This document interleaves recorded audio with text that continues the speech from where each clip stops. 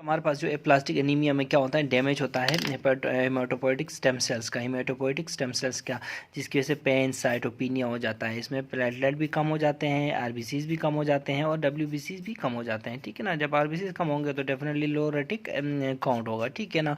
इशियोलॉजीज of aplastic anaemia की बात करें तो ड्रग्स हैं हमारे पास, केमिकल्स हैं, इसी तरह वायरल जो इन्फेक्शन है, ठीक है, इन्फेक्शन हैं जी, ठीक है, इसी तरह ऑटोइम्यून डैमेज की वजह से भी, ऑटोइम्यून डैमेज किसका, हेमाटोपोइटिक स्टेम सेल का, जिसकी वजह से क्या होता है, वही सारे का सारा पैनसाइटोपिनिया और अनीमिया की पिक्चर बन जाती है। ठीक है ना, यानी कि कैसे, कौन सी पिक्चर, डिक्रीज प्रोडक्शन वाली, डिक्रीज प्रोडक्शन ऑफ आरबीसी वाली। ठीक है ना, ठीक है ना।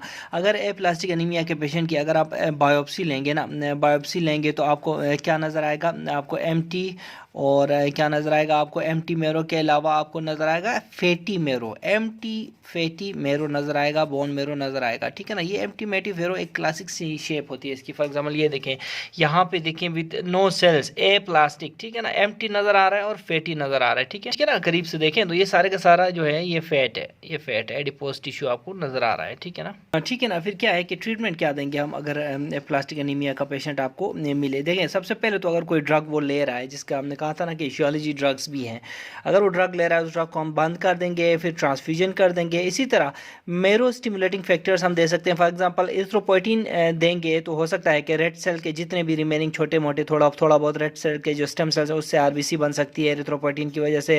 इसी तरह जीएमसीएसएफ, ग्रेनुलोसाइड मोनोसाइड, ऐसे कॉलोनी स्टिमुलेटिंग फैक्टर, इसको हम ये देंगे, या फिर जीसीएसएफ देंगे तो हो सकता है कि ग्रेनुलोसाइड जो प्रिकर्सर जो बचे खुचे हैं उससे हमारे ग्रेनुलोसाइड्स बन सकें। ठीक है ना, तो ये ट्रीटमेंट है प्लास्टिक एनीमिया के। साथ में हम क्या क्या देते हैं, साथ में देते हैं हम इम्यूनोसुप्रेशन देते हैं, साथ में इम्यूनोसुप्रेशन। क्यों immunosuppressive agents, for example autoimmune damage है तो इम्यूनोसुप्रेसिव एजेंट्स देंगे। इसी तरह जो बोन मैरो ट्रांसप्लांट जो होता है ना हमारा, वो लास्ट रिजॉर्ट होता है, लास्ट रिजॉर्ट होता है प्लास्टिक एनीमिया में। ठीक है ना, ठीक है ना, याद रखें यहाँ पे एक कंसेप्ट है। ठीक है ना, इम्यूनोसुप्रेशन हम इसलिए देते हैं कि क्योंकि एक कॉज ऑटो इम्यूनिटी है। ठीक है ना, तो ये याद रखें किसी भी डिजीज़ में, फॉर एग्जांपल कोई भी ऐसी डिजीज़ हो जिसमें ऑटो इम्यून डैमेज हो सकता है, ठीक है ना, तो ये कॉज, ये कॉमन सेंस की बात है। न सिर्फ ये प्लास्टिक में, किसी भी ऐसी डिजीज़ जिसका कॉज इशियोलॉजी ऑटो इम्यून है उसमें हम क्या करेंगे ट्रीटमेंट में, इम्यूनोसुप्रेसिव एजेंट्स देंगे। ठीक है ना, azathioprine, this and that, even steroids are immunosuppressive. ठीक है ना, याद रखें। अच्छा, इसके अलावा एक और बात, हमने पहले पार्वोवायरस B19 पढ़ा था। ठीक है ना, ये जो हमने कहा था सेल्फ लिमिटिंग है, याद रखें self limiting, parvovirus B19 self limiting है।